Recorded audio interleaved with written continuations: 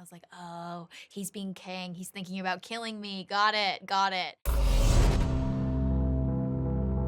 So another thing about this movie is that Jonathan Majors enters the MCU as the villain Kang. Was he as intimidating on set as the character in the film?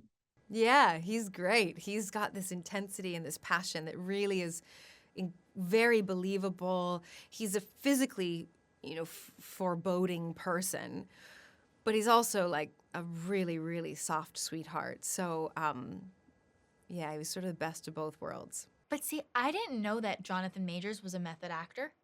So I would talk to him on set and be like, hey, hi, like really happy. And he'd be like, and I'm like, what's going on?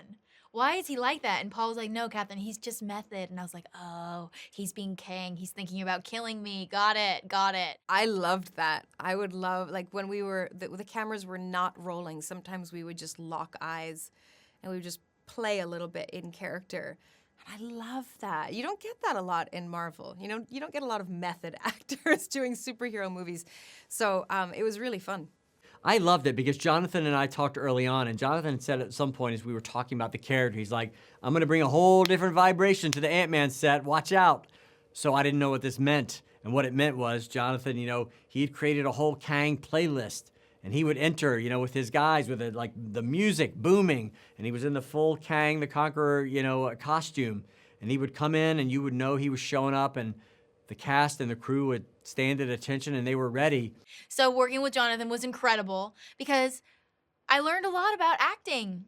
He really brought it, and he also thought about our character's history. He talked to me about Cassie Lang and the multiverse of my character and Iron Lad and our history, Kang and Cassie's history. And I didn't really realize that that's what he would be thinking about during the scene where I meet him for the first time. Like, I'm not thinking about that. I'm just Cassie Lang. Cassie Lang in this movie has no idea who Kang is, wants to be a hero, has no fear. But Kang is an all-knowing supervillain. So he really showed me that beyond being a supervillain method actor and all that, he really honored and had the knowledge of all of the characters in the movie, not just his. He knew about Cassie's history, and I just think that's a great actor, period. And then also I think he's incredible as Kang. So I learned a lot from him. What I loved about it, and it was one of the things from the beginning we wanted to do with Quantumania, is put Scott and Hope up against an antagonist that they have never experienced anything like this guy before. And Jonathan really took that to heart and brought it to set every day.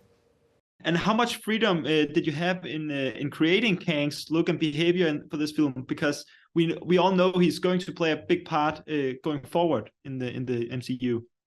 Well, we had a lot of freedom. We had all the freedom, and it's always one of the big challenges. And something I think Marvel historically has done really well is how do you translate these cartoon page, these comic book page characters into living, breathing characters.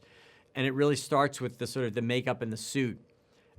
With Kang, the biggest thing was how much do we have the blue face and the mask and all that sort of stuff, finding those specific points in the story where he activates that. Because once we started watching Jonathan perform, I knew I didn't want too much between Jonathan's face and the audience because he's such an expressive actor, and a lot of what he does is very subtle, and I didn't want that to get lost, behind some dense blue mask.